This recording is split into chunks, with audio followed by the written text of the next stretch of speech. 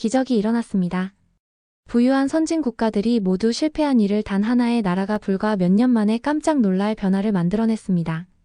가난과 배고픔에 시달리던 마을이 이제는 풍요롭게 변하고 절망 속에 있던 사람들의 표정에는 미소가 생겼습니다. 과연 어떤 일이 있었던 걸까요? 그 변화의 중심에는 누가 있었을까요? 이야기 바로 시작하겠습니다. 제 이름은 존 밀러예요. 저는 기자이고 양손으로 셀 수 있는 것보다 더 많은 나라를 다녀왔어요. 세계 곳곳에서 이야기를 좇으며 많은 것을 보았죠. 아마도 너무 많이 본 것 같아요. 그래서 저는 글쎄요, 더 이상 제가 듣는 모든 것을 믿지 않게 되었다고 할까요? 저는 부유한 국가들이 큰 약속과 화려한 프로젝트를 들고 찾아오는 가난한 나라들을 수십 개나 방문했어요. 그들은 카메라 플래시가 터지는 가운데 등장해서 모든 것을 바꿀 거라는 연설을 하고 그 다음엔 어떻게 될까요? 제가 보기엔 별로 달라지는 게 없어요.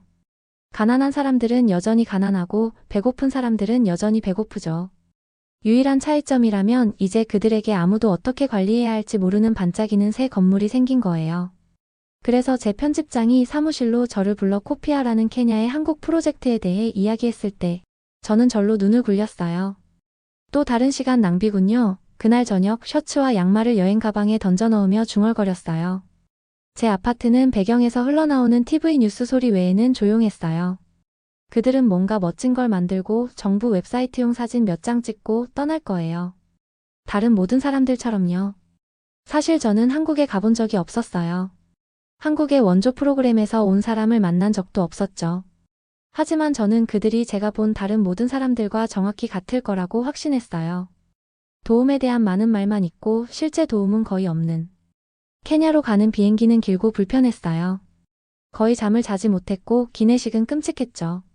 비행기가 케냐의 수도인 나이로비로 하강하기 시작했을 때 저는 얼굴을 작은 타원형 창문에 대고 있었어요. 아래로는 갈색과 황토색의 풍경이 펼쳐졌어요. 모든 방향으로 뻗어있는 메마른 땅, 오래된 건물들과 빈민촌들이 점점이 박혀 있었죠. 역시 예상대로네요. 저는 혼잣말을 하며 낡은 가죽 노트북의 메모를 끄적였어요. 똑같은 옛날 이야기죠. 제 펜은 페이지 위를 빠르게 움직이며 이미 비판으로 채우고 있었어요. 실제 프로젝트를 단 1분도 보지 않았는데도요. 그만큼 이것이 제 시간 낭비가 될 거라고 확신했어요. 비행기에서 내렸을 때 뜨거운 열기가 벽처럼 저를 덮쳤어요. 나이로비 공항은 붐비고 시끄러웠어요. 사람들은 제가 이해하지 못하는 언어로 말하며 저를 지나쳐 밀고 나갔어요. 표지판들은 제게 전혀 이해가 되지 않는 방향을 가리키고 있었어요. 짐을 찾기도 전에 저는 땀이 나고 짜증이 났어요. 밝은 미소를 짓고 있는 젊은 남자가 제 이름이 적힌 팻말을 들고 출구 근처에서 저를 기다리고 있었어요. 밀러 씨, 저는 아말이에요. 제가 마을로 가는 길에 당신의 안내자가 될 거예요. 그는 제 무거운 여행 가방을 향해 손을 뻗으며 말했어요. 그는 저보다 키가 작았지만 제 가방을 쉽게 들어 올렸어요. 우리 앞에는 4시간의 운전이 있어요. 도로가 그리 좋지 않아서 죄송해요. 트럭은 오래됐고 에어컨이 없었어요. 우리가 먼지 나는 도로 위에서 튀어오르고 내리는 동안 아말은 한국팀과 그들의 프로젝트에 대해 이야기하는 것을 멈출 수 없었어요. 그들이 오기 전에 우리 마을은 농사 짓는데 많은 문제가 있었어요. 토양이 좋지 않아서 충분한 음식을 재배할 수 없었죠. 아말은 흥분해서 손짓하며 잠시 핸들에서 손을 떼었어요. 하지만 한국 기술자들이 도착한 이후로 모든 것이 바뀌었어요. 우리 작물은 더 커졌어요. 사람들은 새로운 기술을 배우고 있고 아이들은 더 많은 음식을 먹게 되었어요. 저는 그저 고개를 끄덕이고 창 밖으로 지나가는 풍경을 바라보았어요. 끝없는 갈색 들판은 가끔 마른 염소들이 진흙과 물결, 모양의 금속으로 만든 단순한 집들 사이를 돌아다니는 작은 마을들로 끊어졌어요. 이런 홍보성 문구는 전에도 들어봤어요. 저는 속으로 생각했어요. 그들은 아마도 방문하는 기자들에게 뭐라고 말해야 할지 정확히 알려줬을 거예요. 이 모든 것은 보여주기식이에요. 하지만 도로 근처에서 수제 축구공을 가지고 노는 아이들 무리를 지켜보면서 무언가가 제 마음을 건드렸어요. 작은 목소리가 제 안에서 속삭였어요. 만약 당신이 틀렸다면, 존? 만약 이번에는 다르다면? 저는 빠르게 그 생각을 밀어냈어요. 전에 너무 많이 실망했었거든요. 아무것도 기대하지 않고 놀라는 것이 희망을 갖고 또다시 실망하는 것보다 낫죠. 우리 트럭이 언덕을 오르자 저는 아래 계곡에 마을이 펼쳐져 있는 것을 볼 수 있었어요. 저기 아래 어딘가에 제가 조사하러 온 코피아 프로젝트가 있었어요. 저는 펜을 딸깍 소리 내며 노트북의 새 페이지를 열었어요. 이번에는 어떤 쇼를 펼쳐놨는지 봅시다. 저는 혼잣말을 했어요. 제가 곧 발견하게 될 모든 것에 대해 얼마나 완전히 틀렸는지 깨닫지 못한 채로 우리 트럭은 마침내 코피아 센터라고 쓰인 간판이 있는 단순한 건물 앞에서 덜컹거리며 멈췄어요. 제 등은 길고 울퉁불퉁한 길을 달려온 여정으로 아팠어요. 저는 기지개를 켜고 주변을 둘러보았어요. 예상했던 것을 볼 준비가 되어 있었죠. 실속은 없고 겉만 번지르르한 또 다른 원조 프로젝트를요. 한국인 남자가 우리를 기다리고 서 있었어요. 그는 40대 중반이었고 햇볕에 그을린 얼굴로 보아 야외에서 많은 시간을 보냈다는 것을 알 수 있었어요. 그의 옷은 실용적이었어요. 소매를 팔꿈치까지 걷어올린 단순한 단추 달린 셔츠와 더 나은 시절을 본 적이 있는 작업용 바지였죠. 코피아에 오신 것을 환영합니다, 밀러 씨. 저는 박재현입니다. 그가 작게 고개를 숙이며 말했어요. 그의 영어는 억양이 있었지만 명확했어요. 여행으로 피곤하실 텐데요. 시작하기 전에 물 한 잔 드시겠어요? 저는 그가 건네준 물병을 받아들며 그를 주의 깊게 관찰했어요. 제가 만났던 대부분의 프로젝트 책임자들과 달리 그는 즉시 그들의 놀라운 업적에 대한 준비된 연설을 시작하지 않았어요. 대신 그는 단순히 말했어요. 보여주는 것이 말하는 것보다 낫다고 믿어요. 우리가 여기서 하고 있는 일을 보고 싶으세요? 그래서 제가 왔죠. 저는 제 목소리에서 회의적인 톤을 감추려고 노력하며 대답했어요. 우리는 박 씨와 함께 다시 트럭에 올랐어요. 우리가 먼지 나는 시골길을 운전하는 동안 제가 지금까지 본 풍경과 맞지 않는 무언가가 제 눈에 띄었어요. 건조하고 갈색인 들판 사이에 녹색 패치가 있었어요. 밝고 건강한 식물들이 깔끔한 줄로 자라고 있었죠. 사람들은 이 녹색 섬들 사이를 에너지와 목적을 가지고 움직이고 있었어요. 저것들은 뭐예요? 저는 더러운 창문을 통해 가리키며 물었어요. 감자밭이에요. 박 씨는 간단히 대답했어요. 곧 한 곳에 들을 거예요. 우리가 녹색 들판 중 하나 옆에 도착했을 때 그 차이는 더욱 두드러졌어요. 도로 한쪽에는 평소와 같은 먼지나고 황폐한 땅이 있었어요. 다른 쪽에는 무릎 높이까지 자란 식물들이 무성한 감자밭이 있었죠. 이건 말이 안 돼요. 저는 속으로 생각했어요. 이 건조한 기후에서 어떻게 이 식물들이 이렇게 잘 자랄 수 있지? 우리의 첫 번째 정류장은 밭 근처의 작은 건물이었어요. 안에는 약 20명의 현지 농부들이 단순한 나무 벤치에 앉아 있었어요. 앞쪽에서는 한국인 여성이 큰 차트의 사진을 사용하여 식물 질병에 대해 설명하고 있었죠. 이곳은 우리의 농업교실이에요. 박 씨는 조용히 설명했어요. 지금은 해충 방제에 대해 배우고 있어요. 저는 놀라움을 금치 못했어요. 이것들은 단순한 기본 농업 수업이 아니었어요. 농부들은 메모를 하고 토양 화학과 식물 질병에 대한 복잡한 질문을 하고 있었어요. 그들은 비료 비율, 관계 기술, 그리고 다음 시즌의 씨앗을 위해 어떻게 가장 강한 식물을 선택하는지에 대해 배우고 있었어요. 제가 본 대부분의 원조 프로젝트는 그저 음식이나 도구를 나눠주기만 했어요. 저는 박 씨에게 말했어요. 이건 다르네요. 박 씨는 고개를 끄덕였어요. 물건을 주는 것은 의존성을 만들어요. 기술을 가르치는 것은 독립성을 만들죠. 이 감자 품종들은 어디서 왔어요? 저는 전에 본 감자들과 다르게 생긴 것을 알아차리고 물었어요. 한국의 강원도에서 여러 종류를 가져왔어요. 박 씨는 설명했어요. 물론 그곳의 기후는 다르지만 우리는 이 품종들을 케냐의 조건에 적응시키는데 2년을 보냈어요. 이 새로운 감자들은 현지 품종보다 약 60% 더 많이 생산돼요. 우리가 밭을 걷는 동안 키가 크고 마른 농부가 우리에게 다가왔어요.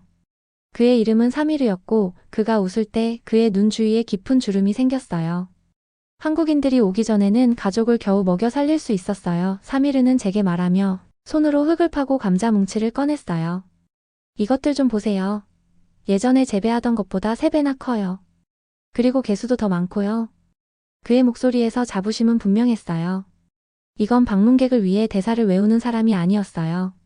이건 자신이 직접 이룬 것을 자랑하는 사람이었죠. 저는 무릎을 꿇고 풍부하고 어두운 흙을 만졌어요. 이건 제가 전혀 예상하지 못한 거였어요. 토양질을 어떻게 개선했어요? 저는 물었어요. 사미르는 제가 시골 농부가 알 것이라고 예상하지 못했던 단어들을 사용하며 퇴비 기술과 작물 순환에 대한 설명을 시작했어요. 그는 전문성과 자신감을 가지고 말했어요. 제가 듣는 동안 저는 제 노트북을 꺼내어 수년간 쓰지 않았던 것을 썼어요. 그들은 단지 물고기를 주는 것이 아니라 물고기 잡는 법을 가르치고 있어요. 그날 밤 마을에 있는 유일한 게스트하우스의 작은 객실에서 저는 침대에 누워 위에서 천천히 회전하는 천장 선풍기를 바라보았어요. 열린 창문을 통해 들어오는 따뜻한 밤 공기에는 벌레 소리가 가득했어요. 만약 제가 틀렸다면 어떨까요? 저는 스스로에게 속삭였어요. 수년 만에 처음으로 저는 제 안에서 무언가가 바뀌는 것을 느꼈어요. 제 마음을 둘러싼 냉소주의의 벽에 작은 균열이 생겼어요. 저는 아직 완전히 확신하지는 않았어요. 하지만 인정해야 했어요. 오늘 본 것은 제가 예상했던 것이 아니었어요. 저는 이 코피아 프로젝트가 제 오랜 믿음에 도전할 수 있는 또 다른 것을 보여줄지 궁금해하며 잠이 들었어요. 저는 마을에서 일주일을 보내며 점점 더 관심이 커지는 코피아 프로젝트를 지켜보고 있었어요. 제 의지와는 반대로 저는 감명을 받기 시작했어요. 그러던 어느 날 아침 저는 공기 중에 이상한 고요함을 느끼며 잠에서 깼어요. 하늘은 먼지가 낀 주황색 회색으로 변해 있었어요. 뭔가 이상하게 느껴졌어요. 오고 있어요. 아말이 아침 식사를 위해 만났을 때 말했어요. 그의 평소 미소는 사라졌어요. 가뭄이요. 정오쯤 뜨거운 바람이 마을을 통해 불고 있었어요. 온도는 급상승했어요. 저는 걱정된 표정의 농부들이 코피아 센터 밖에 모이는 것을 지켜보았어요. 그들의 얼굴은 두려움으로 긴장되어 있었어요. 많은 사람들은 이전에 가뭄을 경험했고 무엇이 다가오고 있는지 아는 나이 든 남자들이었어요. 이건 나쁘네요. 한 노인 농부가 중얼거렸어요. 매우 나쁘고요. 저는 밖에서 태블릿으로 일기예보를 확인하고 있는 박 씨를 발견했어요. 이것이 시험대가 될 거예요. 저는 속으로 생각했어요. 재난이 닥쳤을 때 그때 원조 프로젝트가 진짜 실속이 있는지 볼 수 있죠. 저는 박 씨의 눈에서 공포를 보거나 이것이 그들의 잘못이 아니라는 변명을 들을 것이라고 예상했어요. 하지만 그는 집중해 보였고 심지어 침착해 보였어요. 밀러 씨, 그가 저를 발견했을 때 말했어요. 우리가 가장 큰 도전에 직면하게 될 것 같네요. 감자 작물들은 어떻게 될까요? 저는 이미 시들어버린 식물들과 실패한 수확을 상상하며 물었어요. 이것은 제 기사의 완벽한 결말이 될 것이었어요. 현실에 직면했을 때 무너지는 또 다른 원조 프로젝트로요. 하지만 박 씨는 다시 한번 저를 놀라게 했어요. 우리는 도착한 이후로 이런 가능성에 대비하고 있었어요. 그는 설명했어요. 우리 조사에 따르면 이 지역은 지표면 아래 약 40피트의 풍부한 지하수가 있어요. 우리는 이미 태양광 발전 펌프 시스템을 설계해서 그것을 활용할 수 있게 했어요. 저는 눈살을 찌푸렸어요. 하지만 그 시스템들이 아직 설치되지 않았죠. 맞나요? 네, 박 씨는 인정했어요. 하지만 우리는 설계도가 있고 어떤 재료가 필요한지 알고 있어요. 그중 많은 것들은 현지에서 구할 수 있고요. 그 다음에 일어난 일은 마치 잘 연습된 비상 대응팀을 보는 것 같았어요. 박 씨는 현지 농업 전문가들과 마을 원로들과 회의를 소집했어요. 그들은 테이블 위에 지도를 펼쳐놓고 수원에 대해 논의했어요. 젊은 농부들은 자원에서 노동력을 제공했어요. 여성들은 일꾼들에게 음식을 제공하기 위한 요리팀을 조직했어요. 저는 전체 커뮤니티가 동원되는 것을 놀라움으로 지켜보았어요.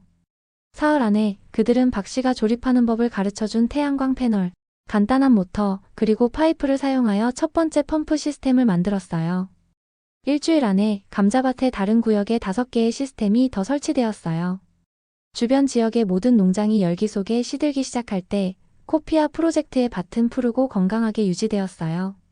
지하 깊은 곳에서 퍼올린 물이 식물들을 살려주었어요. 저는 제 노트북에 미친 듯이 낙서했어요. 이건 제가 예상했던 단기 원조가 아니에요. 그들은 자신들이 떠난 후에도 오랫동안 작동할 해결책을 만들고 있어요. 어느 오후 박 씨는 저를 데리고 지역 초등학교를 방문했어요. 뒤쪽에는 아이들이 감자를 기르는 법을 배우는 작은 정원을 만들어 놓았어요.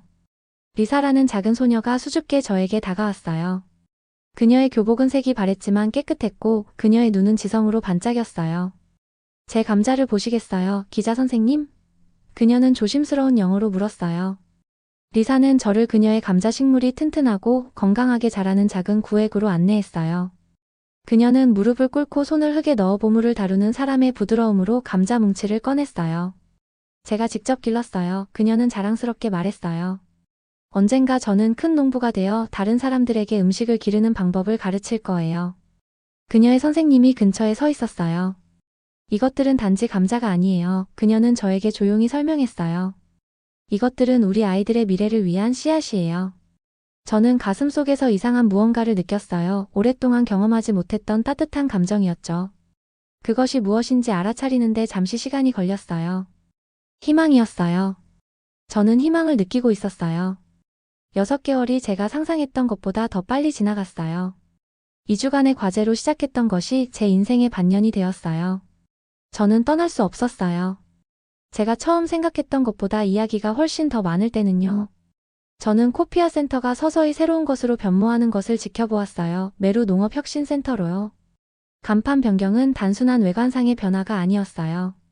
하루하루 한국인 직원들은 현지 케냐인들에게 더 많은 책임을 넘겨주었어요. 교육 프로그램은 첫 농업 전문가 반을 졸업시켰어요. 한때 단순했던 센터는 사람들이 칩과 밀가루 같은 감자 제품을 만드는 작은 공방을 포함하도록 확장되었어요. 가장 인상적인 것은 그들이 시작한 장비 대여 프로그램이었어요. 농부들은 이제 혼자서는 절대 구입할 여유가 없는 도구를 빌릴 수 있게 되었어요. 그들은 장비 유지에 사용되는 적은 비용을 지불했고, 이로써 전체 시스템이 자체적으로 유지되었어요. 이건 더 이상 원조가 아니에요. 저는 한국인 직원 없이 케냐인 관리자 그룹이 주간 회의를 진행하는 것을 지켜보며 어느 날 깨달았어요. 이건 파트너십이에요. 제 또 다른 쓸모없는 외국 원조 프로젝트 폭로하기는 완전히 무너져 버렸어요. 대신 저는 전에 본 적 없는 것에 대해 쓰고 있었어요. 실제로 효과가 있는 원조 프로젝트에 대해서요. 제가 마침내 런던으로 돌아갈 예정이었던 전날, 마을은 작별 파티를 열었어요. 저를 위한 것이 아니라 박 씨와 마지막 한국 기술팀을 위한 것이었어요. 그들의 일은 끝났어요. 이제 모든 것은 지역 사회의 것이 되었어요. 축하 행사는 음악, 춤, 그리고 제가 가능하다고 생각했던 것보다 더 많은 음식으로 가득했어요. 마을 이장님은 제 눈에 눈물을 가져온 연설을 했어요. 한국인들이 처음 왔을 때 우리는 의심스러웠어요. 그는 깊은 목소리로 군중에게 말했어요. 많은 외국인들이 이전에 큰 약속을 가지고 왔었어요. 하지만 이 사람들은, 그는 박 씨와 그의 팀을 향해 손짓했어요. 이 사람들은 단지 말만 하지 않았어요. 그들은 우리와 함께 일했어요. 그들은 우리의 필요를 경청했어요. 그들은 누구도 우리에게서 빼앗을 수 없는 기술을 가르쳐 주었어요. 군중들은 환호성을 질렀어요. 그리고 큰 발표가 있었어요. 마을의 감자 협동조합이 케냐의 최고 농업 품질상을 수상하고 유럽에 유기농 감자를 수출하는 첫 계약에 서명했다는 소식이었어요. 축하 행사가 밤늦게까지 계속될 때 저는 별 아래에서 박 씨와 함께 앉아있는 저를 발견했어요. 북소리와 노래소리가 우리 주변의 따뜻한 공기를 채웠어요. 당신에 대해 제가 틀렸어요. 저는 인정했어요. 제가 처음 도착했을 때 저는 이것이 그저 또 다른 쇼 프로젝트라고 생각했어요. 박 씨는 부드럽게 미소 지었어요. 많은 기자들이 그런 가정을 가지고 오죠. 그들을 탓하지 않아요. 많은 실패한 프로젝트들이 있었으니까요. 당신의 프로젝트가 다른 점은 무엇인가요? 저는 진심으로 궁금해하며 물었어요. 아마도 한국도 한때 가난했기 때문일 거예요. 그는 생각에 잠겨 대답했어요. 불과 60년 전 우리는 원조를 주는 것이 아니라 받고 있었어요. 우리는 무엇이 우리를 도왔고 무엇이 그렇지 않았는지 기억해요. 다음 날 아침 제가 짐을 다 싸는 동안 제 문을 두드리는 소리가 있었어요. 그것은 감자 정원에서 만난 여학생 리사였어요. 그녀는 작은 봉투를 내밀었어요. 밀러 씨를 위한 거예요. 그녀는 수줍게 말했어요. 우리를 기억하기 위해서요. 봉투 안에는 감자 씨앗이 들어 있었어요. 작고 쪼글쪼글하고 금보다 더 귀한 것이었죠. 이 씨앗들은 우리의 미래예요. 리사는 간단히 말했어요. 우리를 기억해 주세요. 그 순간 문간에 서서 손에 그 작은 봉투를 들고 저는 제 안에서 무언가가 부서지는 것을 느꼈어요. 해결책 없이 세상의 문제를 보면서 수년간 쌓아온 제 신중하게 구축된 냉소주의가 깨어졌어요. 일주일 후 런던으로 돌아온 저는 제 작은 아파트 발코니 정원에 리사의 씨앗을 심었어요. 진정한 변화와 희망은 작은 씨앗에서 시작되어 저는 흙으로 그것들을 덮으며 스스로에게 속삭였어요. 한국의 감자 혁명에 관한 제 기사는 BBC 메인 페이지에 게재되었어요. 반응은 압도적이었어요. 저는 독자들로부터 수백 개의 이메일을 받았고 심지어 지속 가능한 개발 포럼에서 연설해달라는 초청도 받았어요. 원조는 단지 물자를 주는 것이 아니에요. 저는 청중들에게 말했어요. 그것은 사람들이 미래를 위한 그들 자신의 기반을 구축하도록 돕는 것이에요. 제 연설 후 젊은 한국인 외교관이 저에게 다가왔어요. 한국도 한때 고군분투했어요. 그녀는 말했어요. 우린 잊지 않았어요. 이제 우리는 우리의 경험을 진정으로 효과가 있는 방식으로 다른 이들을 돕는 데 사용하고 있어요. 제 책상 위에는 그녀의 감자 정원 옆에 자랑스럽게 서 있는 리사의 액자가 있어요. 그 옆에는 이제 런던 흙에서 자라는 그녀의 감자 식물 중 하나가 있는 작은 화분이 있어요. 그것을 볼 때마다 저는 제가 얼마나 틀렸었는지, 그리고 제가 진실을 발견한 것을 얼마나 기쁘게 생각하는지 기억해요. 때로는 우리가 하는 가장 중요한 여행은 먼 곳으로의 여행이 아니에요. 그것들은 우리의 마음과 생각을 바꾸는 여행이에요. 제 여행은 저를 냉소주의에서 희망으로, 의심에서 믿음으로 데려갔어요. 그리고 그것은 모두 예상치 못한 장소에서 자라는 감자로부터 시작되었어요. 영상 재미있게 보셨나요? 마음에 드셨다면 구독과 좋아요 부탁드리겠습니다. 감사합니다.